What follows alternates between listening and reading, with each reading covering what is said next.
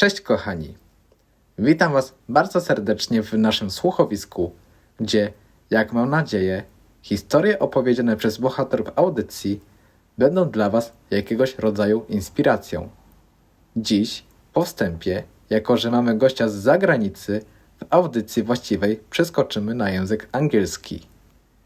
Tak, żeby nie przedłużać, zapraszam Was do wstępu, a później do właściwej audycji.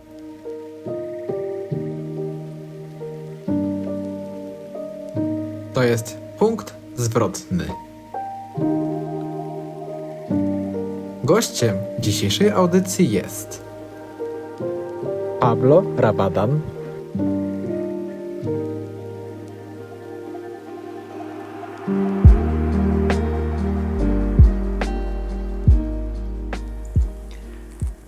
So, welcome everyone after the intro. Here with me is Pablo. Hello, Cordy. It's a pleasure to be here today with you. Thank you. So, before we start asking questions and we'll get to know of your story, Pablo, I would like to invite you, everyone, to close your eyes for a while, to sit in open position. It is do not cross your legs nor arms. Focus on your breath. Inhale. Hold for a while. And exhale. Now again, inhale. Hold for a while. And exhale. Keep your eyes closed. And now imagine you are at the middle where you can see a castle from a distance.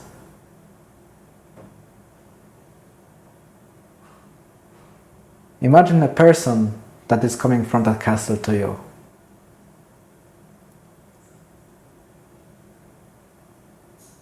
Whoever that person is, feel welcome to that person with open arms.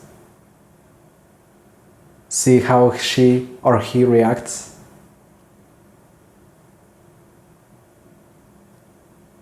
And stand for a while in front of the person. Observe who it is, what that person represents to you.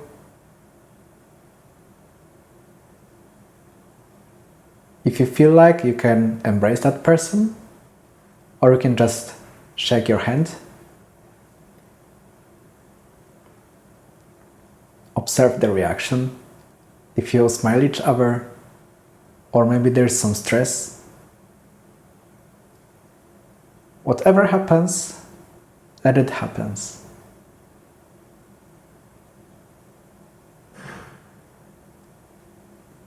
Now, regardless of situation, hold that person on a hand and watch together the background, what is behind you. Imagine whatever is behind you.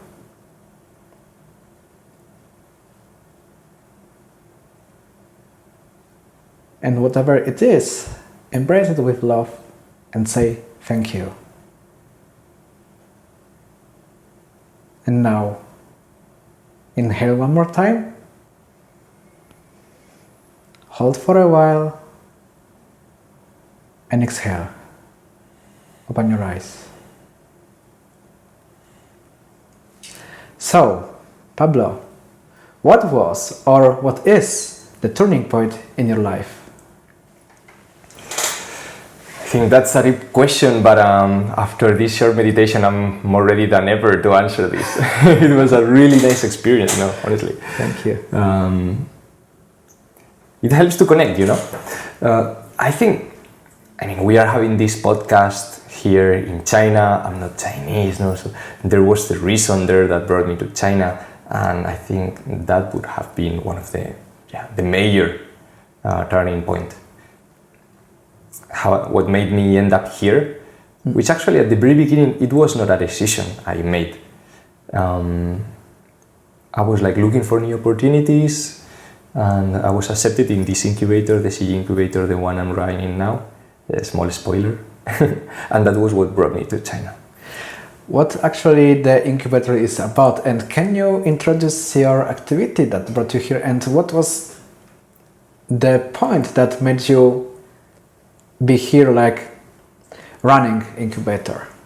Well, first of all, brief introduction of the incubator. CG Incubator is the startup incubator for China of Technical University of Madrid. We are headquartered in Shanghai, here at Tongji University, and our mission is to deliver tailored programs for startups, both very early stage and also for some others more mature startups with different lengths. We run a seed program of 4 months, and we run a bootcamp program of 10 days to both incubate startups here as an exploration launch pad, and also for the more mature startups to give them access to expand operations, understand opportunities in the Chinese market, and optimize their operations based on what they can get from China. What actually helped you during the process of coming to China to be in incubator? What was the experience of your personal experience here in China? It was a huge transition. Back in Spain, when I entered one very special master's. I call it the master's that changed my life, because it was about leadership, understanding oneself, how to lead yourself, lead the others, how to develop teams, understand and align with your purpose. It was very, very special. Like no exams, only very intensive sessions with top coaches and experts from Spain. And I had there my first, a very strong interest in going more international. It opened up it opened up my eyes and also opened up some doors. I discovered that there was this incubator here, the CG incubator in Shanghai. I also was running a startup back then with my co-founder in Spain, so I applied with that. Back those days, I was really stressed in Madrid. I was pursuing this master's, another master's in engineering. I was also working full-time for a strategic design consultancy firm, and with a startup, so like literally no sleep. Won't complain that much about that, because here nowadays is also a little sleep, because we are very hectic people here in the startup incubator. But yeah, it was a huge change. Eventually, I realized that I had been accepted after applying, left everything behind, came here to explore. I gave myself the opportunity. My first impression in China, I think there are 2 stages. During the first 2 months, I was very impressed. I was enjoying a lot, discovering everything. But I would have said that I was thinking I was not staying here. I was sure that I was not staying in China. But after 2 months, something clicked there in my head, and I started to like it, to understand and connect better with the people, top talents, to start to feel it like home. And there was the transition there from the startup in Spain to pursuing the same venture here, and eventually having this opportunity to join the incubator. How do you feel the lesson you got as this leadership lesson you mentioned during studies? What it helps you in your daily life the most? Well, one of the key aspects, I would say, was like understanding your purpose or trying to determine a purpose. Me, myself, in the past, I was kind of, I'm not sure if the word could be scared of setting a purpose and objective, because kind of feeling that if I get there, then what? Already got there, which is a bit tricky. But made me realize and set a guiding line for my life and a purpose, and this was a big learning, at the same time a big challenge, but kept me moving forward, helped me understand that it was not about just doing more and more, like another master's, another master's, working a startup, but doing better, and like channeling my actions in a direction that were more meaningful for me and for the others. Apart from that, a lot of realizations during the master, like what drives me, like what legacy do I want to live in this planet. It was very, very deep. At the same time, very interesting, like how to lead teams, high performance teams. But the personal, like the self-leadership part of it was really meaningful for me. And as of today, I would really say that if it wasn't because of these masters, I wouldn't be here. Actually, one person, the co-founder and previous executive director of the CG incubator, also did that masters. She built the bridge to China through that masters because of like the different stakeholders of the university here in Shanghai. And for me, it was a similar story, And probably for the next executive director of the incubator, may it be similar, who knows? What was the greatest challenge for you after learning the skills of leadership and coming to China? Because for sure, maybe you can see differences between how leadership goes in Europe and how it goes in China. Many, I would say. From my personal point of view, I think my vision, of course, will be different from others depending on the setting. Here, we are a startup incubator. We operate rather different than a corporate, probably also different than the firm that I was working while in Spain. But already back in the days in Spain, I had some opportunities to put into practice some leadership skills, and I would say I did it horrible. It was in a university organization, like voluntary, non-profit organization. So it was like leading volunteers. I think that's really, really challenging. But I think that's also a limiting belief from my side. No, at the end of the day, there shouldn't be those many differences, and of course, there shouldn't be excuses. Here in China, not really sure how to answer from the frame of leading the leadership itself, but I really noticed that something in my personality has changed. Shanghai is much more accelerated than Madrid, and Madrid, I was living in Madrid back in Spain, no? And Madrid is already quite fast, but Shanghai is another pace. And I really realized that my personality here in Shanghai became more, objective, results-oriented, while in Spain I'm more exploratory, more empathetic, maybe. I'm not sure if the word is more empathetic, but yeah, more exploratory. Here much more results-oriented. And I feel it's an alignment with this aspect of my personality and what Shanghai demands from you.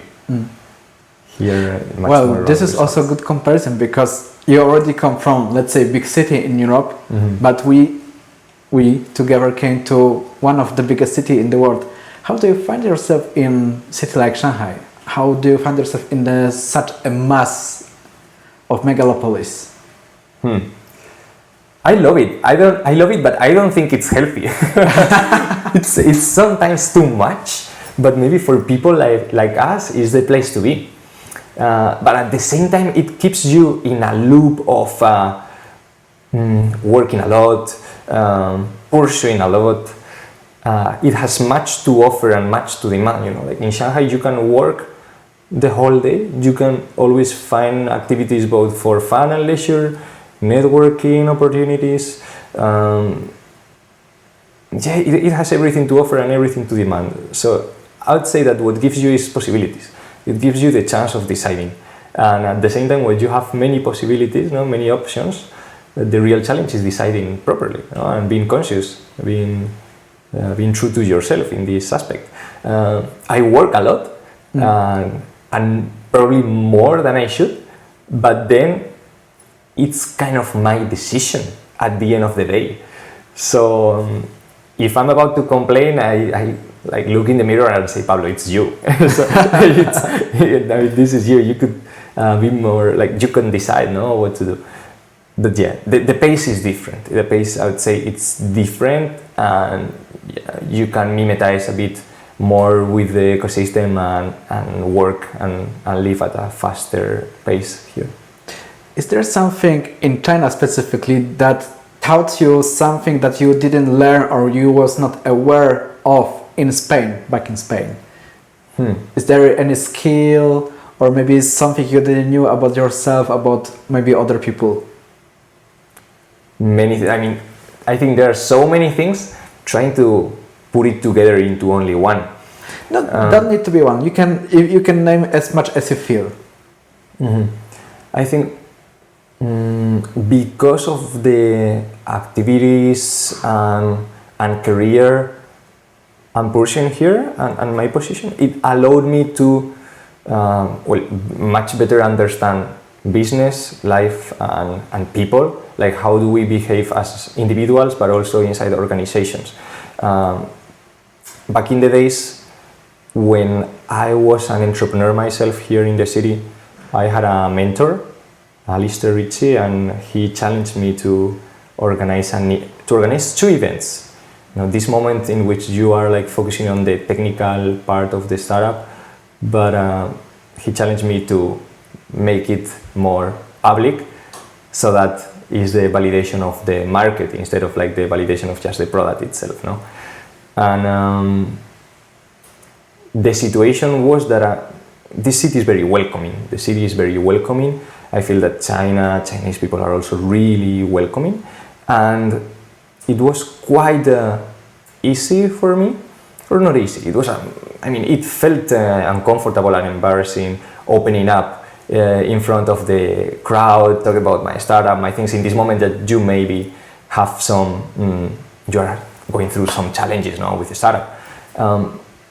But that's when it started my entrepreneurial journey, like talking in front of the people, talking in front of the audience, and to break down those barriers, those fears. I would say that China made me much more confident. Not sure, I wouldn't say this is because of China itself, but because of China and my situation. You have like the perfect setting there because people are welcoming. We as foreigners in this country, I would say we experience a small world phenomena. Like our network may be smaller, but it's super connected.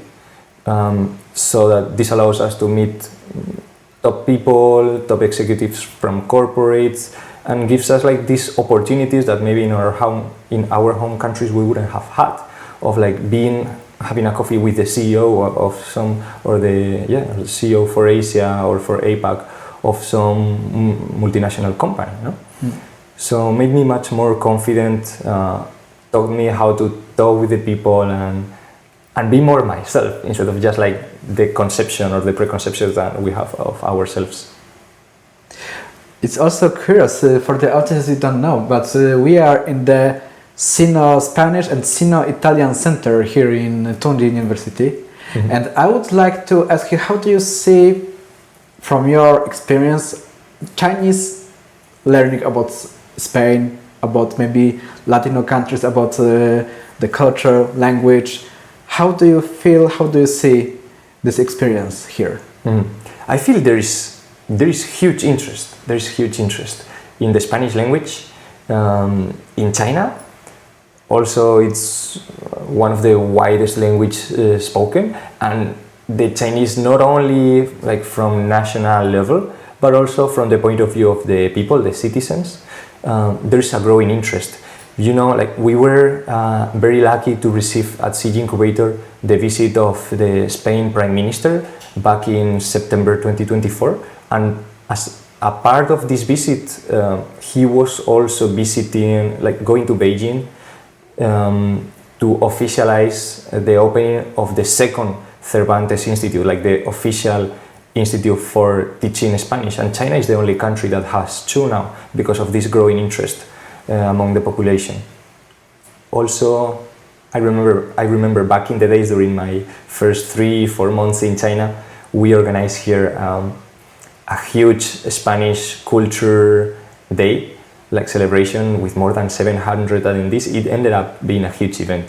And there's a lot of traction for all the Spanish culture, Spanish related activities. From my point of view, it's enjoyable to have all these possibilities. Did Chinese have, or maybe do they have the chance to try Spanish cuisine here in Shanghai? Do you have some events that sometimes can disclose people to what is Spain like with the cuisine, or maybe with dances, whatever aspects of the Spanish culture? We ourselves, like at Sino-Spanish perspective, which Sino-Spanish campus is these joint institutions between Technical University of Madrid, Tongji University, Technical University of Catalonia, Seville University, and Monterrey Technology University from Mexico. This is a joint institution, and CG is headquarters in its offices inside the Tongji University, and they organize every year one big event, like to promote among students, researchers, and academics the Spanish culture, offering like teaching dance lessons like Spanish traditional flamenco, also an insight of Spanish cuisine, a tapas contest that everyone can participate. But apart from that, not only us, like there are like many other institutions organizing related activities, such as ICEX, which is stands for Institute of Commerce and Trade from Spain. They also do all around Spanish cuisine and facilitating the market access to Spanish food brands. Similar with Cervantes Institute, there are some institutions that here in China doing this and successfully doing it. Do you have some encourage for your maybe Spanish fellows who are doing university in Spain, if they maybe mind to come to China, or for just Spanish people, whoever they are, or maybe for all the audience who are listening to us, if they have in their mind to come to China, how could you encourage them? What pieces of advice you could give them before coming to China, and what could you recommend them overall about China? I think there is a lot of lack of knowledge or lack of understanding of all the opportunities that China offers. This winter 2024 I was back home in Madrid, and I was happy to join my old high school to deliver there a talk about China, what I was doing here, some opportunities, and no one knew the CSC scholarships, for example. No, it was very eye-opening for them when I told them, hey, actually you can study a complete bachelor's in China, fully sponsored, and actually receiving an allowance every month. Same with a master's, no? And actually the master's can be and in also English. PhD. Yes, and also PhD, and and there was no awareness of that. So I would say that first of all would be like finding a helping hand, or at least some information. Like you can do a bit of research and find those opportunities, but I would really recommend like try to get to contact someone who is already living here and in a similar situation, no? Because like we love helping others, talking from experience, and people are really accessible. Imagine going through LinkedIn or some profiles that you could find on the internet, because sometimes, and this is very dangerous, you don't know what you don't know. So at least being a bit more aware of what you don't know will be really helpful for getting into China. And yet my recommendation would be that for some people like me that in the past wouldn't have this international perspective, this could seem like such a big leap or a bit risky or uncertain, and effectively it is, but it's parallel to the reward that it gives you. So I would of course recommend them to take the challenge, take the opportunity and explore and come here, if it's for studying, if it's for pursuing their career, if it's for also pursuing their own ventures, to come with CG Incubator, and we are very welcoming also to them. And you mentioned here moving to China with a kind of experience to experience the life. I will ask now opposite. How would you imagine your life if you never come to China? How would you imagine your being open with the other culture if you don't come to China, if you stay in Spain? How do you see it? I think Well, back in the days, I was happy where I was working. It was a wonderful job. The one I had in this company called Mormedi. We were developing new products and services for corporates and MNCs, which, having studied industrial design engineering and then organizational engineering as I did, was wonderful, no? So probably I think I would have stayed in this company or similar companies there in Madrid. I remember I was offered an internship with Lego to go to Billund, to the Lego world, which I refused because I really liked my job and I was learning a lot. Nowadays, no, but for China, it was like this feeling of like, if I don't take this opportunity now, I may not take it ever. Because in the future, I will start having more commitments. If you get into the daily life of an employee or something like this, no? But I was also quite ambitious, or maybe too ambitious, with the startups, with the 2 masters. So who knows? I think who knows? Maybe some other door would have been open for me. There is something I really like of living in China, and it's that it makes you worry less about what others could think about you. Yes, and this is a great experience because it also makes you feel insignificant. I think it's something worth for everyone to experience at least once, and it's much easier to experience that when you are like 10,000 kilometers away from your loved ones in the other side of the world, in a setting in which people may not look at you, or you feel that, and actually you experience that they are not judging you because people don't care that much about how you look, what you do, or things like this, which gives you this feeling of freedom, but at the same time insignificance.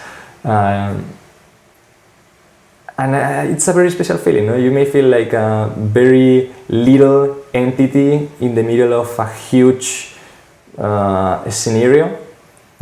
I'm not sure if you have ever experienced something like this, Cordy. Yeah, I have same experience because I'm coming from maybe not.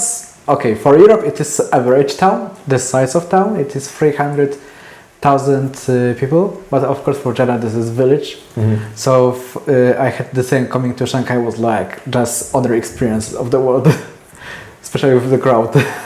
Yes. Now I will go with such questions. What message could you leave for the younger version of you? What are pieces of advice would you say to yourself, if there are any? And what is the message you would like to leave for yourself in the future yourself? That's deep. That's deep. For the younger Pablo, I'd actually tell him something like, take the challenge and also be more conscious about the everyday opportunities and moments, embrace them more, and don't be so much future oriented, which at the same time is a lesson that the current Pablo still needs, because maybe too future oriented. Yeah, and also that take the challenge, like don't worry too much about what others may think, and don't worry too much about the potential risks, because risk, like the uncertainty of the risk, usually it's equivalent to the reward.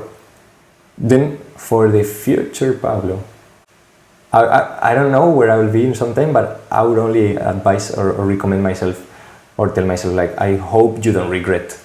I hope you don't regret of what you've done. Thank you. Which is quite open.